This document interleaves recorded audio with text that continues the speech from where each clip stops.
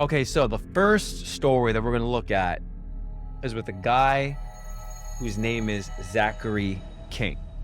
Now, Zachary King was a former high-ranking Satanist who later converted to Christianity. And he was introduced to the occult at a very young age. Growing up in a troubled household, he was drawn to the power and control promised by dark forces. By his teenage years, King was fully immersed in Satanism, joining a coven where he quickly rose through the ranks due to his dedication and aptitude for occult practices. King's involvement in Satanism included performing rituals, casting spells, and engaging in various forms of spiritual warfare. Now, again, I just want to stop there because we've looked at this, especially from a biblical perspective, this whole idea of magic and casting spells.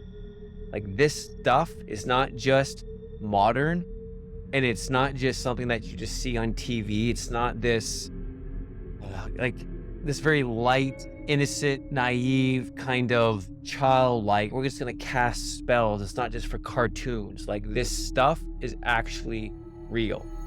And it's been happening for thousands of years, and it's rooted in the dark arts. So casting spells, man, this is a legit practice that's not a game, and it shouldn't be played with. Now, among these practices, astral projection was a significant tool that he used to further the goals of his coven. Through astral projection, King claimed he could leave his body and enter the spiritual realm, where he and other members of his coven would engage in what he later described as spiritual attacks on individuals. So this dude right here, this ex-Satanist, this high-ranking ex-Satanist, claims that they would leave their physical body, go into the astral realm, and himself and a group of others, they would engage in literal spiritual attacks on individuals. During his time in the coven, King was taught how to perform astral projection with the intention of harming others. So you learn this. He described the process as leaving his physical body and entering a dark, shadowy realm where he could interact with other spirits and entities. This reminds me of, the show Stranger Things. It blew up a number of years ago. And when they were in the upside down world, I remember the one scene where they were in, I forget the names of the kids, but the one kid's house where the friend was in the upside down world, and he went to the friend's house in the upside down world, but he was stuck in the wall, and you could see the wall moving, but he couldn't get in, but they were separated by that, like, the veil was the wall. And so, like, they could kind of interact, but not fully interact. And this is kind of what I think about as I read this. It's like you enter a dark, shadowy realm where you could interact with other spirits and entities, just like they did in Stranger Things. In this state, King and other practitioners would target individuals they considered enemies or threats to their coven. So again, this is like talking about you're battling, man. You are attacking people who are seeking to undermine your coven. Well, you're not doing it physically, you're doing it in the astral realm. King explained that during these astral projections, they would focus on specific targets, people who were often unaware of the spiritual attacks being directed at them. The goal was to create fear, confusion, and spiritual oppression in the lives of these individuals. King claimed that these attacks could manifest in various ways, such as nightmares, unexplained illnesses, and a general sense of dread or despair. So, I mean, you get fear, you get confusion. Okay. Spiritual oppression can happen during these attacks, but they could also manifest nightmares. So it's interesting to think, like, everyone has nightmares from when you're younger to when you're older. And I've had hundreds of nightmares in my life, crazy demonic attacks in the night in my dreams. It's an interesting question to think. How many of those have been induced by an astral projection gang stalking attack? Like, you have no idea. When I sit there, when I sit here and I think about that, I mean, it just blows my mind. Like, someone, even recently, I've had nightmares ever since I've been doing, social media pretty regularly, you know, triggering a lot of people with some of my content.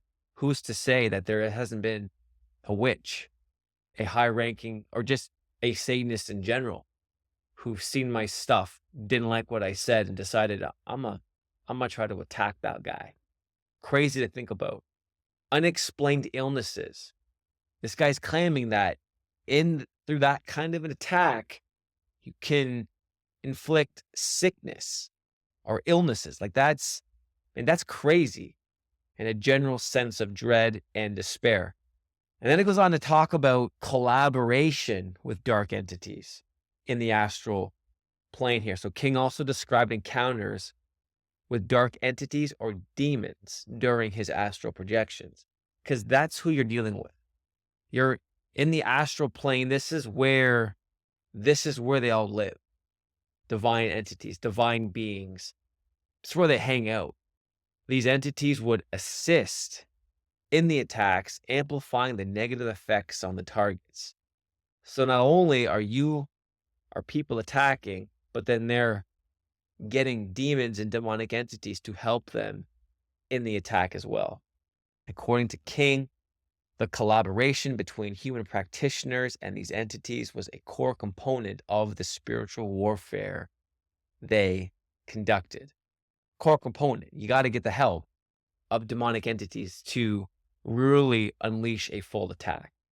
Now, King's involvement in gang stalking extended into the astral realm. He recounted instances where he and other members of his coven would systematically target individuals, not just through physical means, but also in the spiritual dimension. This gang stalking involved multiple practitioners working together to maintain a constant presence around their targets, creating an atmosphere of relentless spiritual harassment. That's crazy. I mean, this, like, the Bible speaks of this stuff. Doesn't use those specific words, but this idea where you have this group of people in the unseen realm now. They've traveled there, whatever dimension, however you want to describe that. But they're working relentlessly to create this constant presence, to create this atmosphere around people to where there's fear, dread, worry, anxiety. They are working to create that atmosphere. That's nuts. How many times have you been in a situation where all of a sudden, maybe 1 second, you were fine, and then you walk into this store, you walk into a place, a restaurant, or someone's house. One moment you were feeling normal, and then all of a sudden, the next second, it's like you've just stepped into a different world. All of a sudden, you're filled with worry, fear, anxiety, crazy thoughts, like whatever. Like, you've stepped into a zone, an atmosphere that's been conditioned to enlist those kind of emotions. That's crazy, but it's real. And I can't tell you how many times, because I'm an avid runner, and I remember, like, times when I'm running and I'll be going down one street and I'm cruising along, everything's fine, and all of a sudden I turn the corner and I'm running down a different street, and all of a sudden, boom, out of nowhere, just start getting pegged with, like, crazy thoughts, or I start feeling I'm anxious all of a sudden, or I feel afraid all of a sudden, just random things. And it's like you have no idea what's happening, or how much the spiritual realm, how much spiritual atmosphere can affect us here in the natural. And this is what he's talking about, creating that kind of an atmosphere. The intention behind this astral gang stalking was to weaken the resolve of the targets, making them more susceptible to further manipulation or control. King claimed that the constant spiritual pressure could lead to mental and emotional breakdowns, with victims often feeling like they were losing their minds due to the unexplained and persistent disturbances. So it's like you have people. I mean, how many stories, how many times have we heard about people's lives and experiences where they have burnout. They're just driven to the point of utter despair. They want to end it. Like, and then we ask, like, how did they get there? Well, could it be that in the spirit realm, they're just getting pegged over and over and over and over again? This is all happening in the spiritual realm. So you can't see it.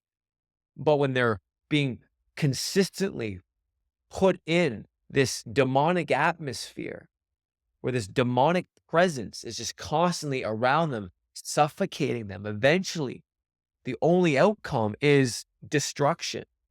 This is why spiritual warfare, we don't fight against flesh and blood. We're fighting against principalities and powers, cosmic forces and dark places. I mean, this is what Paul is talking about, where demonic atmospheres are being established around people's lives, in their homes, in their workplace, in just places in society. And people walk into that and you can feel it. Or they're targeting you, or people are getting targeted themselves, and they're just constantly feeling this heaviness. They can't shake it. This is spiritual warfare. King emphasized that these activities were highly secretive, with the coven carefully coordinating their actions to ensure the attacks remain undetected. The use of astral projection allowed them to bypass physical barriers and engage in a form of harassment that was difficult for the victims to counter or even recognize. It's covert. They do enough damage to target people, to disrupt their lives, to wreak havoc, but then know their limits so as to remain undetected. Man, that's spiritual warfare right there. That's a level of spiritual warfare that goes completely under the radar in every church I've been a part of and every church that I've seen. Never heard anyone talk about this, where spiritual warfare is described this way, where it's actually a thing.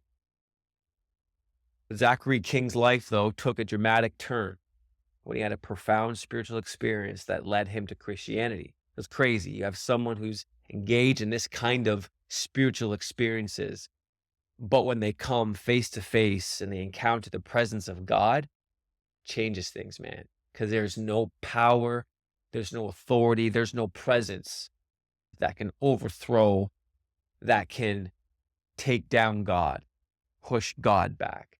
When God's presence intervenes, when God's presence enters a space, nothing can stand against it. And after years of serving in Satanism, he encountered a woman who prayed over him, leading to a powerful conversion experience. King described feeling an overwhelming presence of love and light, which contrasted starkly with the darkness that he had known in his previous life. It talks about how he went through a whole renunciation experience, broke all those ties and did all that stuff. Now he's going around preaching for the kingdom of God and unleashing God's presence to others who are stuck where he was previously. That's an awesome story.